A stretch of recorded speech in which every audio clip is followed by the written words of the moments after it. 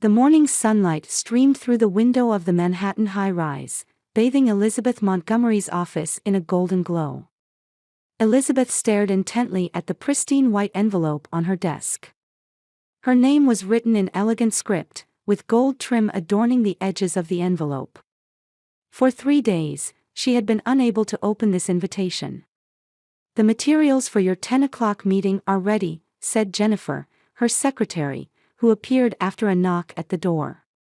Elizabeth snapped back to reality. "Thank you. I'll be there in about 5 minutes." After Jennifer left the room, Elizabeth sighed deeply and finally opened the envelope. As expected, it was an invitation to her sister Caroline's wedding. The words, "You are cordially invited to the wedding of Caroline Montgomery and James Wilson," gleamed in gold foil. For Elizabeth, who hadn't had a meaningful conversation with her family in over 10 years, this invitation stirred complicated emotions.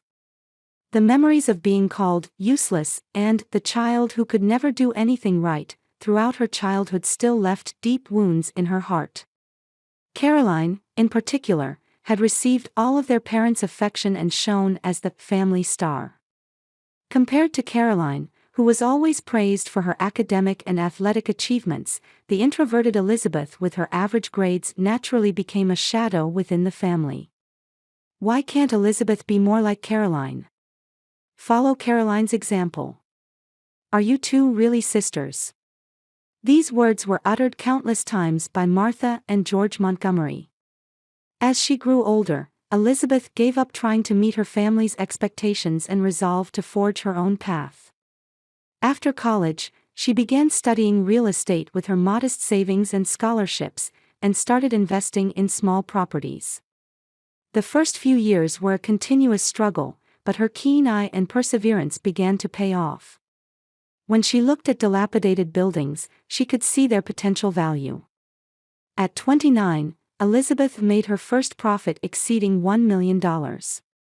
It came from a project converting a practically derelict Brooklyn warehouse into a trendy office space. Now her company, Montgomery Investments, had become one of New York's most successful real estate investment firms, and Elizabeth stood shoulder to shoulder with many prominent investors. But even with success, the rift with her family remained unbridged. She particularly remembered the pain of being dismissed with, "Don't ruin your life with such a reckless venture," when she once tried to discuss her investments with her parents in her younger days. After that, she stopped talking to her family about her work. Their relationship had dwindled to just an annual Christmas card. Holding the invitation, Elizabeth gazed out at the New York skyline. "Perhaps this is a chance to mend our relationship," she thought. Now that she was successful and confident, maybe she could move beyond past hurts. What's more, the Grand Riverside Manor, the prestigious wedding venue Caroline had chosen, was actually a property Elizabeth had acquired and renovated 2 years ago. She gently checked, "Will attend," on the response card and sealed it. "Please mail this today," she told her secretary as she headed to her 10 o'clock meeting. What Elizabeth didn't know was that this invitation hadn't been sent with sincerity. "Dad and Mom insisted we had to invite her. But I really don't want her to come," Caroline had confided to a friend. The path to family reconciliation would be much rockier than Elizabeth imagined. Just before entering the meeting room, Elizabeth's smartphone vibrated. It was an email from the property management company, final confirmation for the event at Grand Riverside Manor on May 15th. She smiled slightly. The date matched her sister's wedding. Unbeknownst to anyone, Caroline would unknowingly be celebrating her special day in her sister's building. Elizabeth had no intention of telling her family about this. She wasn't returning to seek their approval. She was simply exploring the possibility of restoring the lost family bond. As the bustle of Manhattan continued outside her window, Elizabeth Montgomery took a deep breath and walked toward the meeting room with confident steps. Standing at the entrance of Grand Riverside Manor, Elizabeth composed herself. Her elegant pale pink silk dress accentuated her sophisticated presence, and a modest pearl necklace gleamed softly at her neck. In her right hand, She held a carefully wrapped small box, an antique Tiffany bracelet she had chosen for her sister. "You'll be fine," she reassured herself as she gracefully entered the venue. The interior was already bustling with guests. The green and white decorations created a refreshing atmosphere typical of Caroline. During the renovation of this building, Elizabeth had particularly admired the stucco ceiling and marble columns in this hall. The restoration had cost a fortune, but seeing its beauty now, she felt secretly proud. "Elizabeth?" Turning around, she saw her parents, Martha and George, standing there. Despite the years, Martha's refined features were still beautiful, and George maintained his robust physique. However, evident confusion marked their expressions. "Mom, Dad, it's been a while," Elizabeth said with a gentle smile. "I never thought you'd actually come." Martha's voice contained no warmth of welcome, only surprise. "I came because I was invited," Elizabeth maintained her composure. "Where's Caroline?" "In the preparation room. The ceremony will start soon," Martha replied, checking her watch. "You should sit in the back row. The family seats are arranged from the front." Elizabeth headed toward the back row as instructed. She felt as though she'd been sent a message that she wasn't really a family member, but she didn't let it show on her face. Soon, solemn music began to play, and the ceremony started. Caroline, dressed in a pure white gown of lace and satin, radiated like an angel. Elizabeth was genuinely moved by her sister's beauty and couldn't help but pray for her happiness. After the solemn ceremony, the reception began. Champagne was poured, and guests chatted happily. Elizabeth sat quietly at a corner table, enjoying her meal while occasionally observing her surroundings. Some relatives noticed her, but most just nodded briefly, seeming to avoid conversation. "Sister, you came." Startled by the voice behind her, Elizabeth turned to find Caroline standing there in her bridal attire. Facing her sister after 10 years, Caroline had grown into a sophisticated woman while still retaining traces of her childhood. "Of course, Caroline. It's a beautiful ceremony." "Congratulations," Elizabeth stood up, smiling with genuine blessing. "This is just a small gift for you." Caroline hesitantly accepted the small box Elizabeth offered. "Thank you, but honestly, I didn't expect you to come. You sent me an invitation." "That was..." Caroline's words trailed off. "Dad and Mom said we had to send it." A small pang shot through Elizabeth's heart. So she truly hadn't been wanted. Still, she maintained her composure and quietly replied, "I understand." For the next few hours, Elizabeth felt lonely but tried to behave as naturally as possible. Yet her presence clearly affected the atmosphere around her. Former relatives avoided her, and occasional glances thrown her way mixed curiosity with suspicion. "She's still single, isn't she? What kind of work does she do?" Poor Caroline, on her wedding day of all days. Elizabeth tensed at these snippets of gossip reaching her ears. But she was already accustomed to the loneliness and coldness she had experienced many times before. She had developed a thick skin to survive in the business world. Eventually, it was time to cut the wedding cake. A magnificent 5-tier cake was brought to the center, and the bride and groom smiled as they grasped the knife together. The venue filled with applause and cheers of blessing. Elizabeth also applauded wholeheartedly. At least for today, she wanted to forget past wounds and celebrate her sister's happiness. As the cake was being distributed, Caroline took the microphone.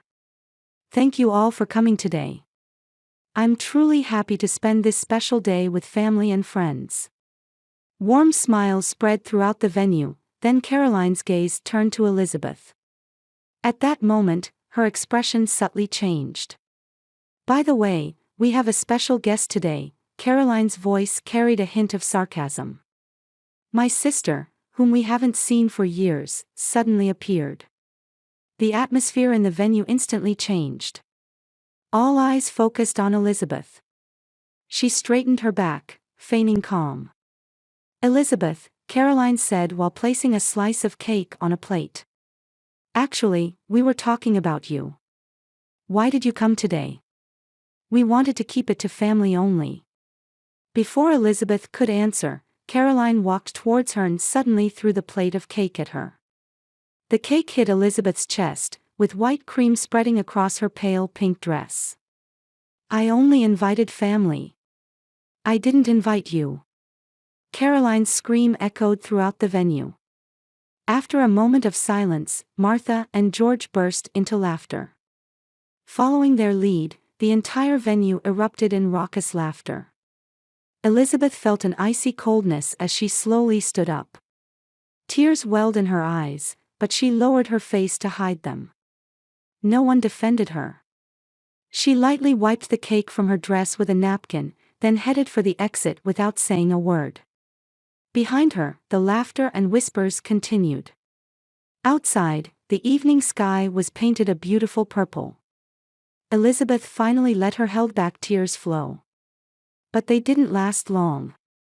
Her smartphone rang, displaying her secretary Jennifer's name on the screen. Elizabeth, there's an emergency. The manager of Riverside Manor called about a payment issue. Elizabeth wiped her tears and answered in a professional voice. I understand. I'll head to the office right away.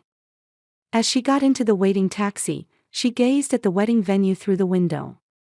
The top-floor office of Montgomery Investments in a Manhattan high-rise offered a spectacular view of the city lights spreading out when dusk fell. But tonight, Elizabeth's heart had no room to enjoy that beauty. She headed to her office, quietly suppressing her anger. Although the cake stain on her dress had been wiped off with emergency measures, a clear mark remained on the expensive silk fabric. It was visible evidence of the humiliation she had endured.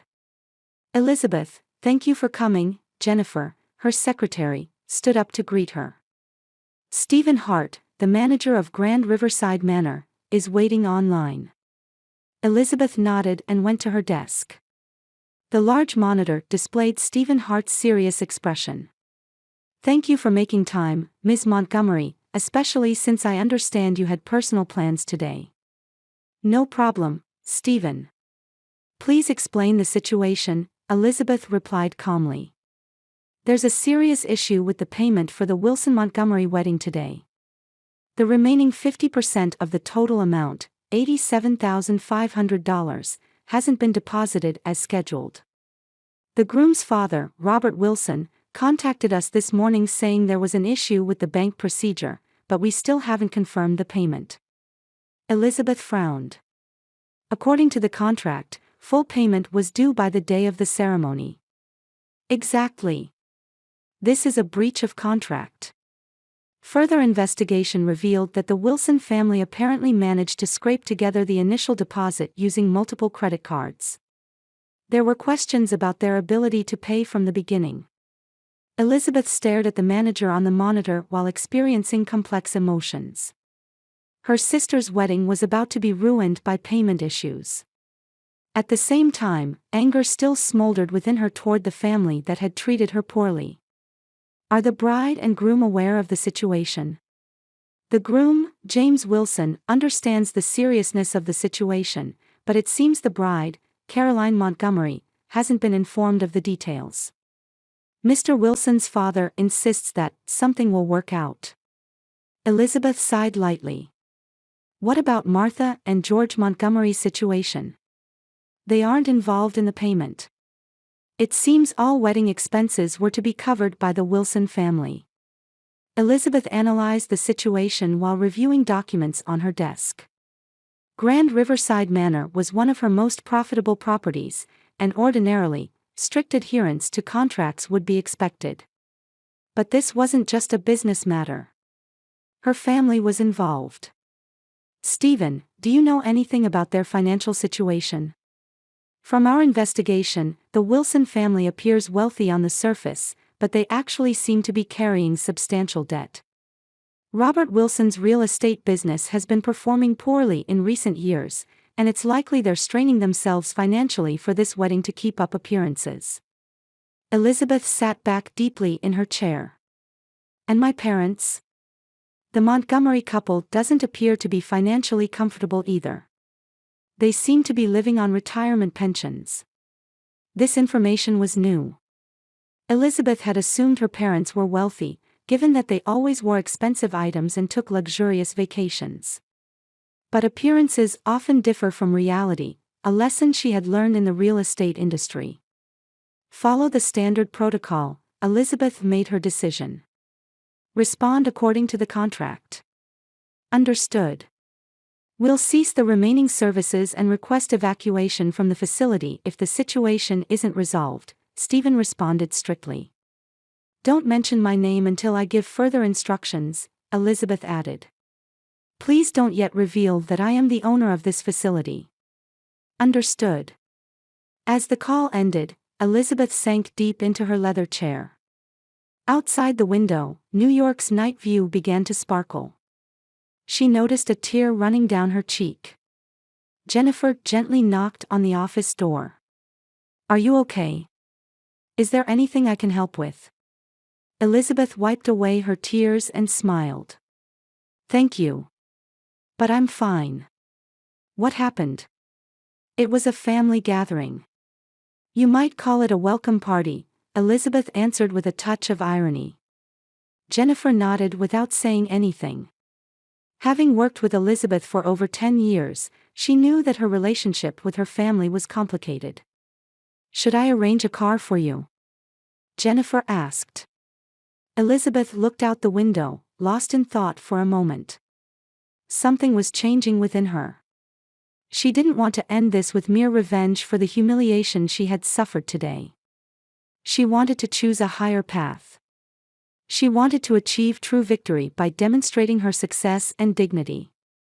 Yes, please, Elizabeth stood up and adjusted herself in front of the mirror, keeping the dress with the cake stain as it was. I'm going back to the wedding venue. Really? Jennifer asked with surprise. Yes, Elizabeth answered calmly. Tonight is a special night. It's my sister's wedding. 30 minutes later, Elizabeth stepped out of a luxury car and once again stood in front of Grand Riverside Manor. The building, illuminated in the darkness of night, radiated majestic beauty. This was the result of her painstaking restoration of what had once been a dilapidated old mansion. Entering the manor, she found the atmosphere completely changed. The music had stopped, the food service had been interrupted, and the guests were talking in small confused groups. Stephen Hart noticed her and immediately approached. Ms. Montgomery, thank you for coming. The situation has worsened. Mr. Wilson cannot make the payment, and the bride, groom, and parents of both families are discussing countermeasures in the office. I understand, Elizabeth replied calmly. Please take me to that room. Walking down the manor's luxurious hallway, Elizabeth was confident in her decision. She had overcome many difficulties in her life. The humiliation from her family would become insignificant in the face of the true strength and dignity she would demonstrate tonight. In front of the office door, she paused for a moment. From beyond the door, she could hear Caroline crying and her parents and the groom's family arguing heatedly. We need to resolve this situation, or our reputation will be ruined. It was George Montgomery's voice. We intend to pay the agreed amount. We just need a little time, Robert Wilson replied. Elizabeth took a deep breath and placed her hand on the doorknob. She had returned not for revenge, but for salvation. Yet it was also an opportunity to prove her worth and success. I'm ready, she whispered quietly. The moment Elizabeth opened the office door, all conversation inside ceased. Caroline sat clutching the hem of her wedding dress, her eyes red and swollen from crying. The groom, James, stood pale-faced, and the parents of both families sat facing each other across the table. Everyone looked at Elizabeth with expressions of surprise as she appeared in the doorway. Elizabeth? Martha exclaimed with an incredulous look. You're still here. Elizabeth entered the room with composed steps. The cake stain on her dress made her presence even more striking. "I've just returned," she replied calmly. Manager Stephen Hart entered behind her and bowed politely to everyone. "Ladies and gentlemen, this is Ms. Elizabeth Montgomery, CEO of Montgomery Investments." "CEO?" George frowned. "What are you talking about?" At that moment, Stephen added one more statement: "She is also the owner of Grand Riverside Manor." Shock rippled through the room. Caroline covered her mouth with her hand, Martha sank deep into her chair, and George stood speechless. The color drained from Robert Wilson's face. "Elizabeth, you are this building's..." Caroline stammered. Elizabeth quietly signaled to the manager, who understood and took a step back. She approached the table and stood where everyone could see her. "I'm sorry such problems have arisen on this wonderful day," she said in a controlled voice. "Stephen, may I see the contract?" The manager immediately handed her the file. Elizabeth carefully opened it and reviewed the contents. Before her agitated family, she maintained professional composure. "Regarding the wedding of Mr. James Wilson and Ms. Caroline Montgomery, $87,500 remains unpaid," Elizabeth stated matter-of-factly. According to the contract, the full amount was to be paid by today. Robert Wilson cleared his throat and began to explain apologetically. "Ms. Montgomery, I acknowledge the payment is delayed, but I assure you, I will take responsibility." "Mr. Wilson," Elizabeth gently interrupted. "In business, there are principles. A contract is an agreement between both parties, and adhering to its conditions is expected." The atmosphere in the room froze. Caroline began to cry again, and James placed his hand on her shoulder to comfort her. Elizabeth gazed at Caroline. Just hours ago, this sister had thrown cake at her and made her a laughingstock. But now, before her stood a woman facing the moment when her dream was crumbling. However, Elizabeth quietly continued. "Today is a special day." Everyone held their breath, waiting for her next words. "Caroline, this is your wedding day. A once-in-a-lifetime special occasion," Elizabeth said, lightly touching the cake stain on her dress. "It would be undesirable for the celebration to be ruined by payment issues on such a day." "What do you mean?" George asked cautiously. Elizabeth closed the contract and placed it on the table. "We can discuss payment at a later date. You may continue with the ceremony tonight as planned." Caroline's eyes widened. "Really?"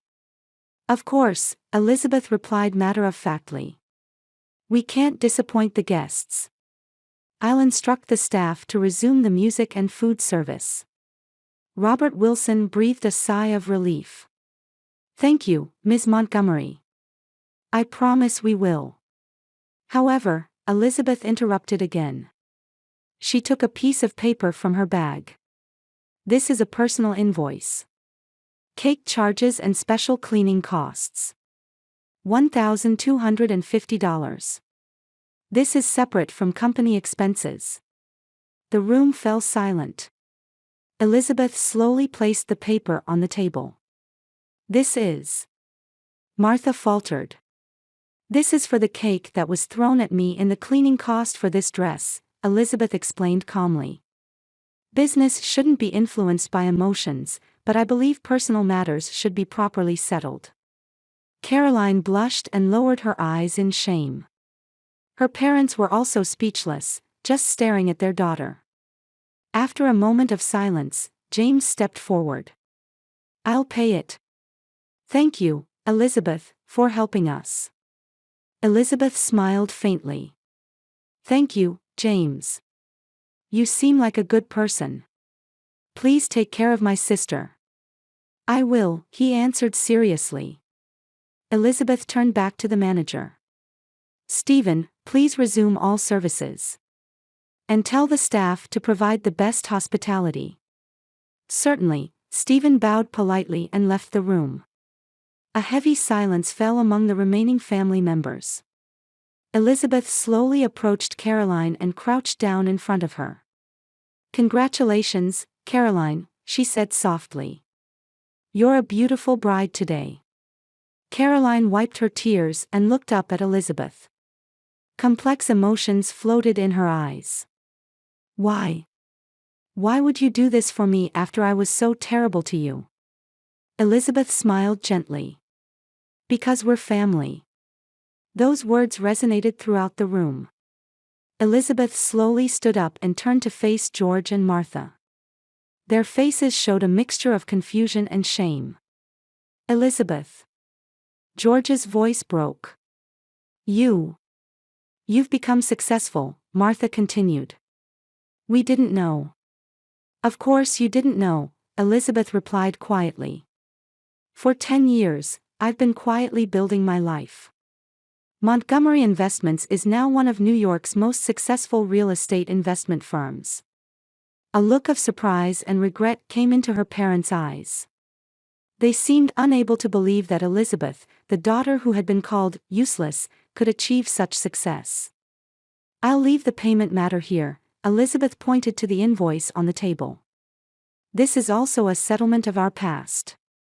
Elizabeth began walking toward the door. Looking back, she saw her entire family still staring at her in bewilderment. "Enjoy the ceremony. This manor is one of my favorite properties. I invested a lot of time and affection in its restoration." Before opening the door, she turned back one last time. "Oh, and by the way, the taste of the cake on my dress wasn't bad. At least, there seems to be no issue with the quality of the food." With those words and a smile, she gracefully left the room. In the hallway, music had begun to play again, and the guests' conversations and laughter were returning. Elizabeth took a deep breath, held her head high, and walked toward the hall. Behind her, the office door opened, and Caroline rushed out. "Elizabeth, wait." She frantically ran after her sister. Elizabeth stopped and turned around. Caroline's eyes were brimming with tears. "I'm sorry," she said with a trembling voice. "I'm really, really sorry." Elizabeth smiled kindly and took her sister's hand. "It's okay. This is your special day. Be happy." After a moment's hesitation, Caroline suddenly hugged Elizabeth. It was their first embrace in over 10 years. "Let's keep in touch from now on," Caroline said, finally releasing her sister. "Really?" Elizabeth nodded. "Of course. But now, go back. Your guests are waiting." Caroline nodded and returned to the hall. Watching her sister's retreating figure, Elizabeth thought that this night might not be an end, but a new beginning. She walked out of the building with dignity, still wearing her dress with the cake stain. Under the starry sky, a quiet sense of satisfaction spread in her heart. A sense of having achieved not revenge, but true victory. She had finally proven her worth and gained recognition from her family. But more importantly, she had come to fully accept herself. 3 months later, on an autumn afternoon, Elizabeth received a letter in her Manhattan office.